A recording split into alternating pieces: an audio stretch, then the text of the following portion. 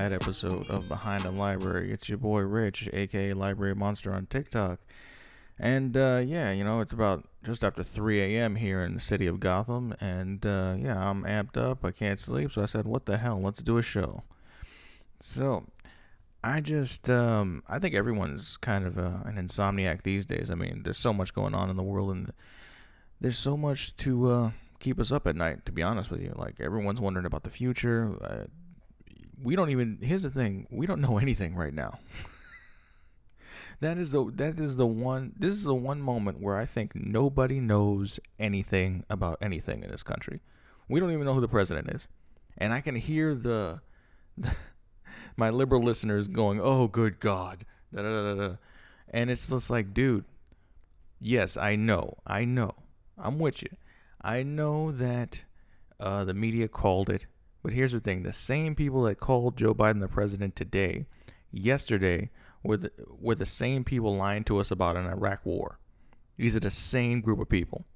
So we can't put it this way: even if Joe Biden is the president elect, right? You can't be astonished and surprised that half the country is not willing to believe these people. When I say these people, I'm talking about the media, the mainstream media, because they're the ones who called the election. So this. Oh my God, how dumb are these people? They won't accept the result. Like, you're in your emotions right now. Stop it. Think about it. Of course they're not going to accept it. They're being lied to, and they know it. You're being lied to, and you know it. You know that the media lies. They have been lying for several decades. It's just true. We know this. We know this on every side of the political spectrum. That's why everyone hates the mainstream media. And here's the thing too. Also, there's something we have to really accept, that election voting fraud is a real thing.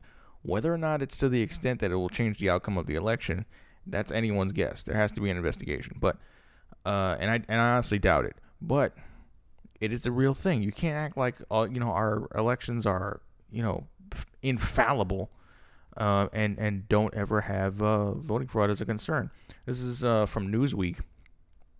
In August, this article is, and I just want to read this part of it, because the truth is that you always hear this argument from people who want to accept the results of the election. It doesn't matter if it's right, left, or indifferent. You never hear the actual situations of other countries that do, like, mail-in voting and stuff like that. People will always say, well, other countries do mail-in voting all the time, but then they'll leave it at that. Okay, they'll leave it at that. They won't go into the details of those other countries. Check this out. It says, among the 27 countries in the European Union, 63% ban mail-in voting unless living abroad. All right, so unless you're a citizen from that country and you're living abroad, you're banned from actually doing a mail-in ballot. And another 22% of those countries require a voter ID to even obtain a mail-in ballot. Okay, and 22% ban the practice even for those who live abroad.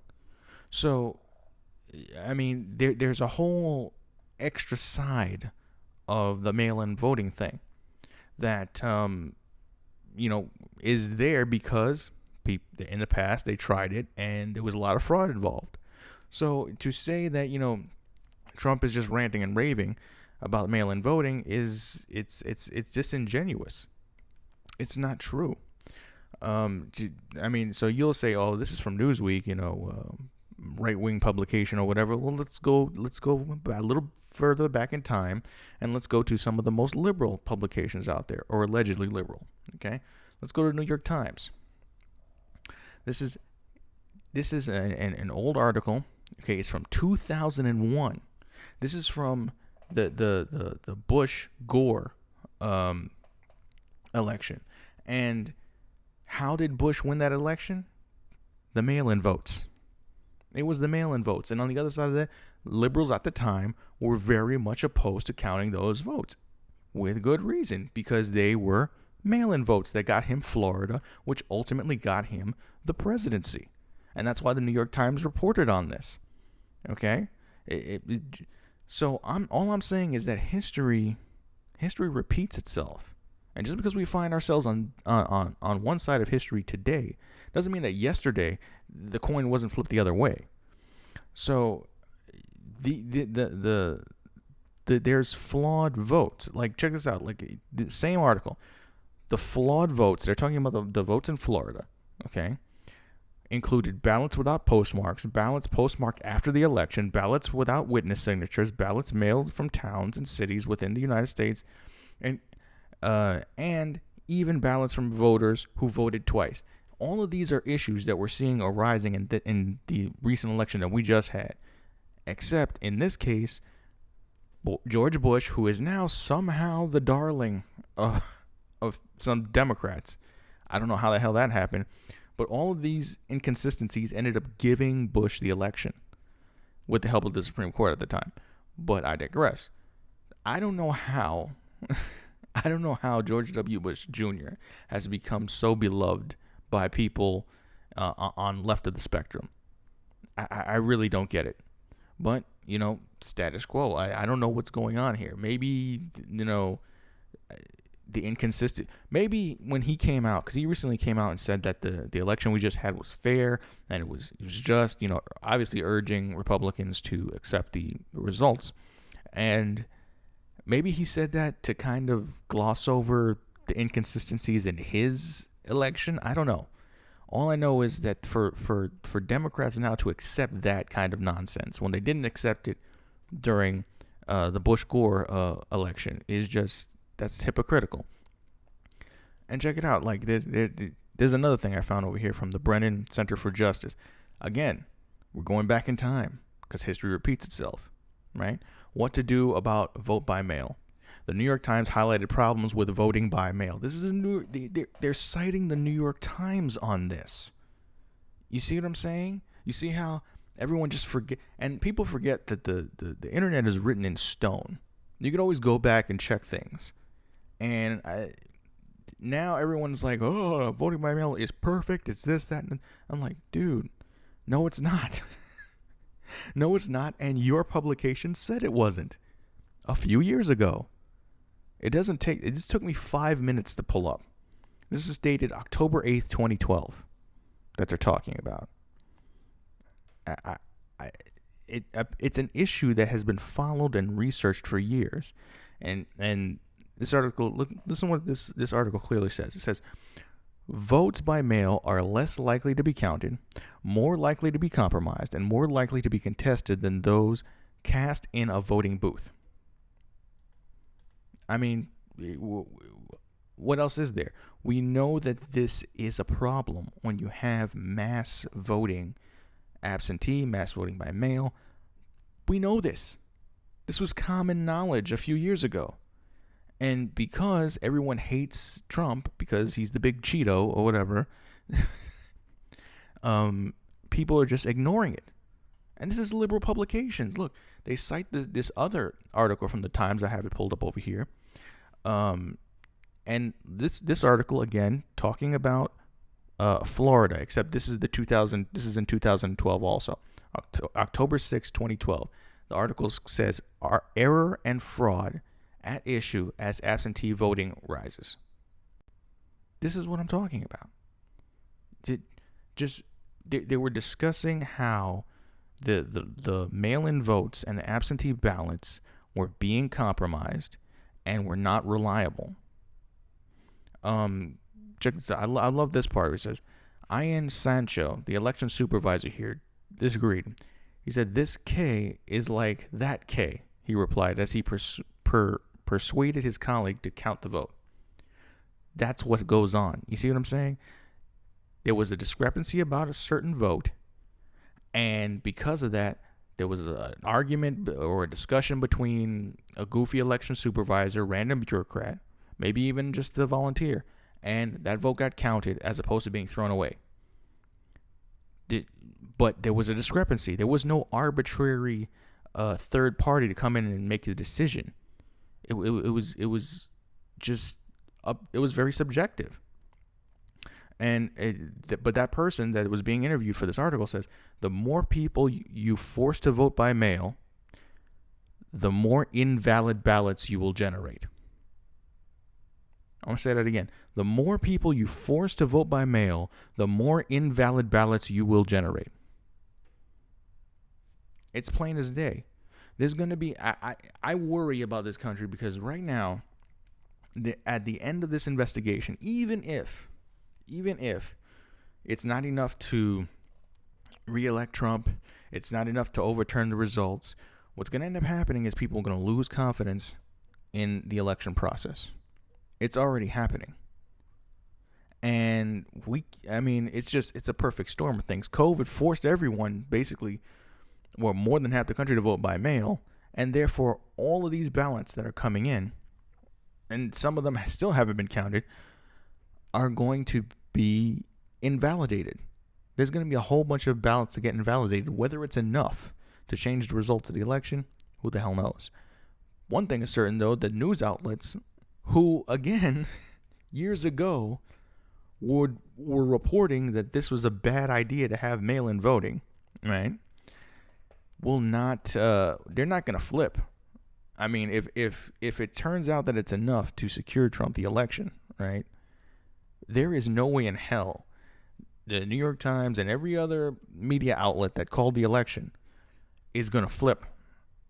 They're going to stand on their integrity, which they don't really have, but they're going to stand on that, and they're not going to acknowledge it. So what do you have? You have complete and total societal rupture. It is incredible, and it's insane. But here's the thing, like I was saying before, you can't be mad that people don't trust these people. You really can't. I don't trust them. I don't trust the mainstream. And the reason is I'm old enough to remember the Iraq War. I'm old enough to remember the lies that got us involved in that. And also, here's the thing. The very scary thing about the mainstream media, 6 corporations. 6 companies control 90% of what you read, watch, and listen to. You got GE, News Corp, Disney, Viacom, Time Warner, and CBS. That's it. Those are the people that construct the narrative for the media in this country, for the mainstream. So 6 companies decide for all of us what we're allowed to absorb. That is unbelievably disturbing, and it's just an environment for control and corruption, man. So, do I believe those 6 companies? Hell no. They're in the boredom killing business, as one of my favorite characters from the movie The Network, Howard Beale, said. You know, they for the most part, and look at the companies we're talking about. Talking about CBS, Time Warner, Viacom, Disney. Okay, General Electric is an appliance company, and News Corp is a news organization for Fox. But 4 of those 6 are companies that produce fiction. They produce TV shows and movies, and so is it out of the realm of possibility to think that they might twist the truth or construct narratives and storylines and things that might invoke emotional responses in us to get us to think a certain way or in a certain direction? I don't think that's out of the realm of possibility. I think that's likely. I think that's what they do for the most part. So, and like I said, when you lived through the Iraq War, right, and you saw the BS being flung from every part of the political spectrum to get us into that war, it's very hard to think that any of these companies, any of these media outlets are going to tell you the truth. And they even say so. Here's an article from CNN. Let me see when this was done. 2013. They even acknowledge their failures. CNN. Media's failure on Iraq still stings. March 11th, 2013. They know. Major news organizations aided and abetted the Bush administration's march to war on what turned out to be faulty premises. CNN. So we're going to believe these people now? when they know that they're atrocious when it comes to reporting on important things, and will take a political slant whenever it is expedient or advantageous to them? Give me a break. Of course not. So you get the people that are Trump zealots that won't accept no matter what happened, right? But you also have the people that are on the right that don't want to accept the media's assertion that Biden won, and I can't blame them. Yes, Trump has said fake news. You know, the first person to use the term fake news wasn't Trump; it was Hillary Clinton. So it's not that Trump is right about any of this. It's not that. It's about the fact is the confidence that the American people have in their media has been gone for quite some time. And this is left, right, center. No one trusts them. And I think that people on the left, for whatever reason, are willing to just side with them on this one just to get rid of Trump. It's just like, come on, man. How much do you hate this man, honestly? You hate with him so much, you're going to side with people that you know lie. Because it seems like they're helping you get rid of him. They're not helping you. They're using you. They like I said, these people lied to get us into war. And people died. Had the media told the truth, maybe we wouldn't have been in the Iraq War as long as we have. Maybe we wouldn't even had the Iraq War, because Americans didn't want it.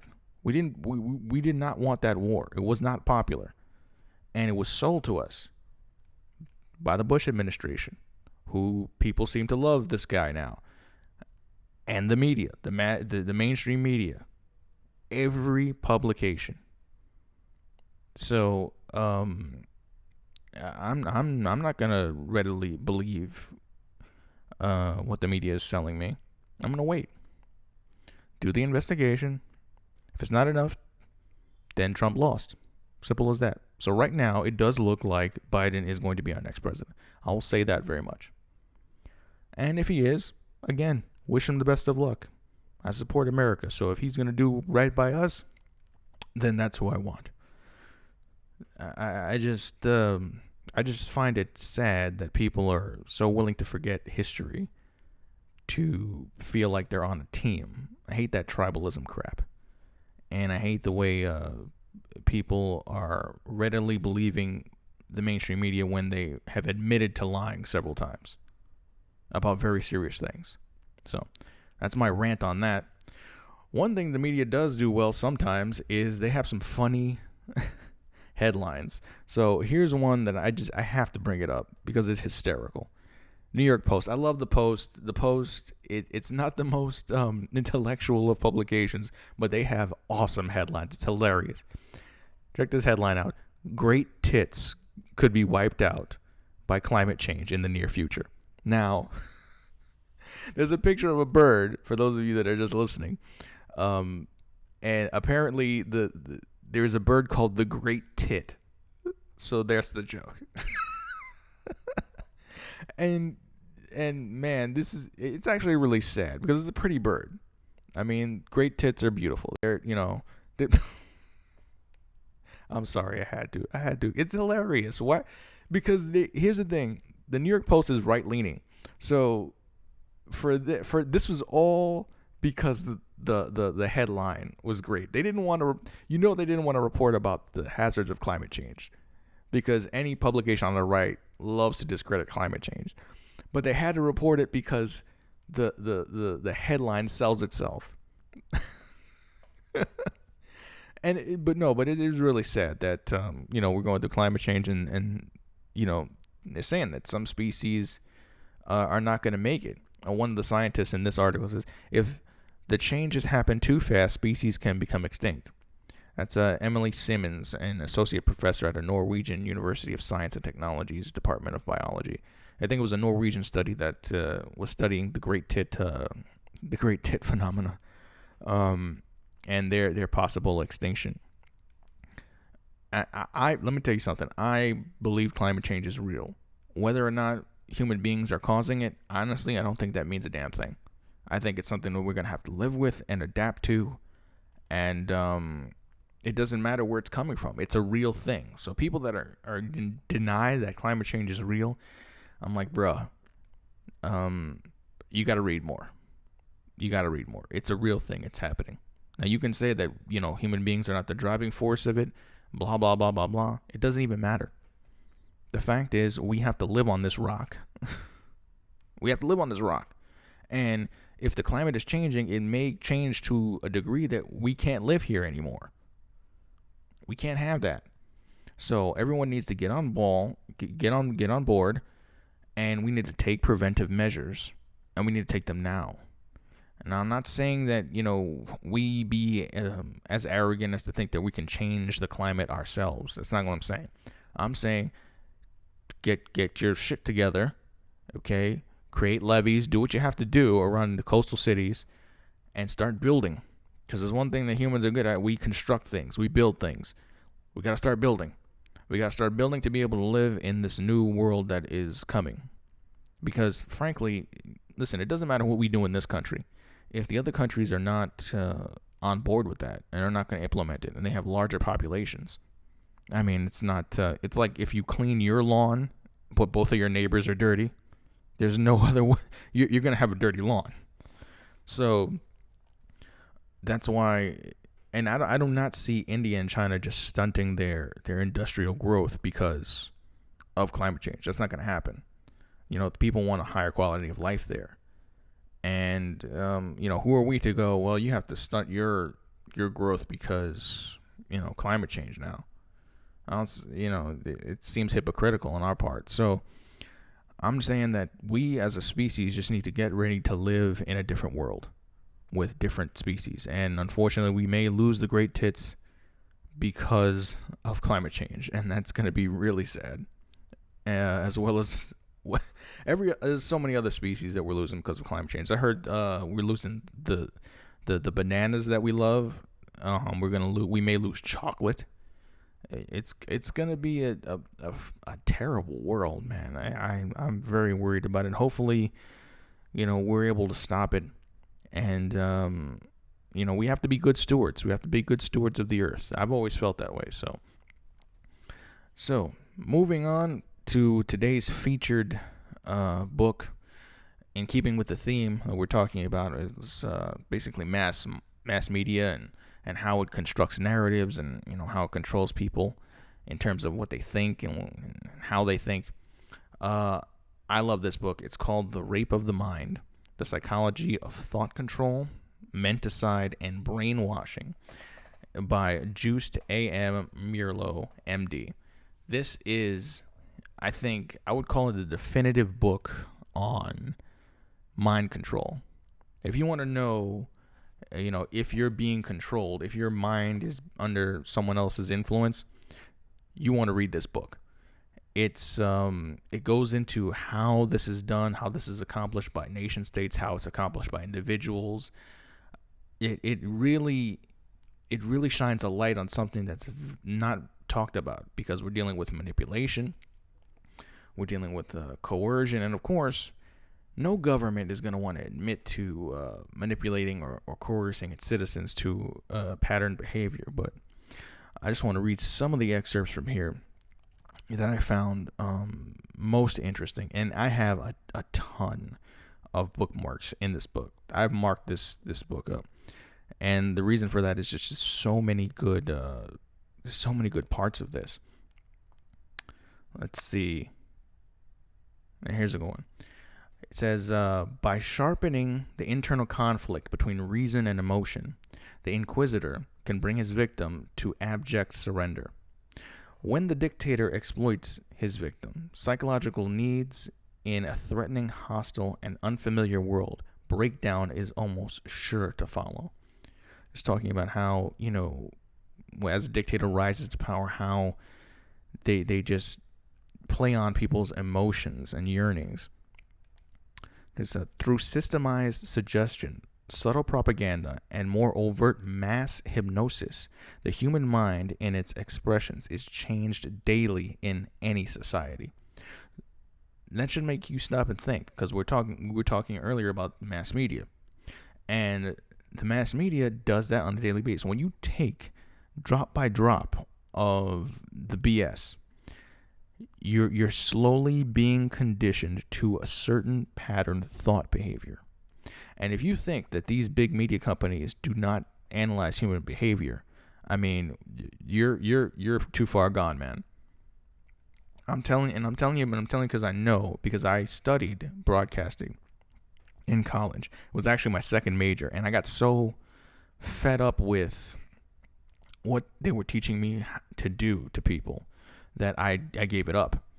In fact, the only class I failed was writing for TV and radio. And you know why I failed it? I couldn't dumb down my language enough to have it air.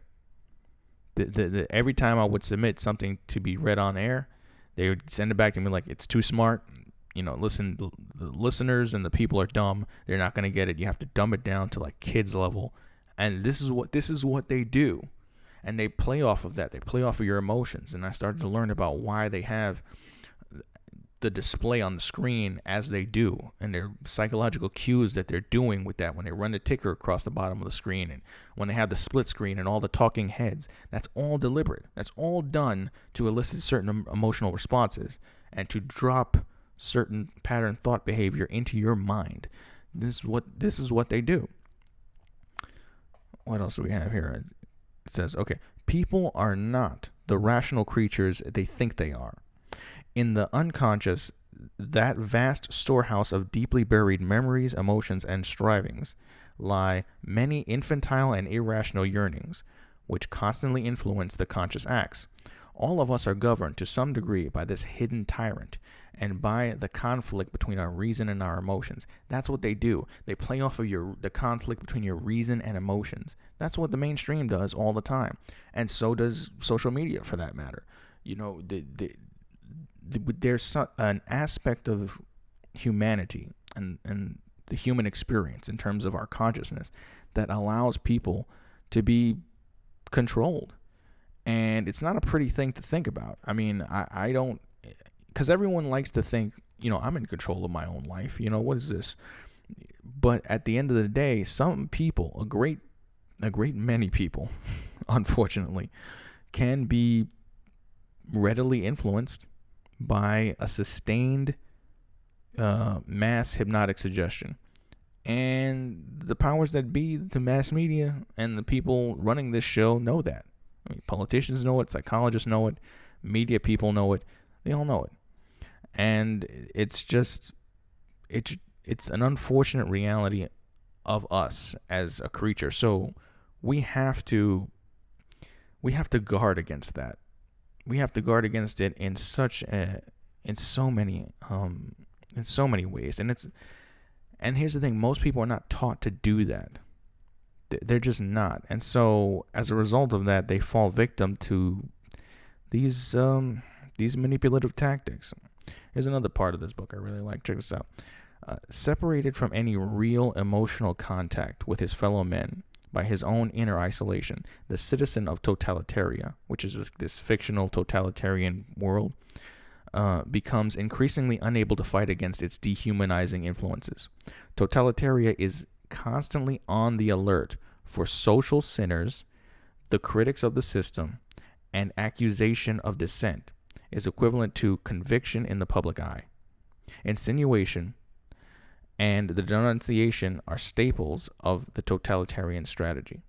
So when people are attacking, the dissenters and people that freely think for themselves, this is what they're falling into. They're falling into totalitarian thought. And we all need to be on guard these days, because you don't know where the hell it's coming from. There's a lot of people that are just willing to accept what they're told. And when they outnumber you, man, that social pressure can get to you. But we're all here. We're all still free, I guess. Think is what I'm trying to say. Think. It's not illegal yet. So, that's it for today. Thank you guys for listening. This has been a very late night episode of Behind the Library with your host, Rich, aka Library Monster on TikTok. Thanks for checking me out. And I'll see you guys next time. Stay thinking freely.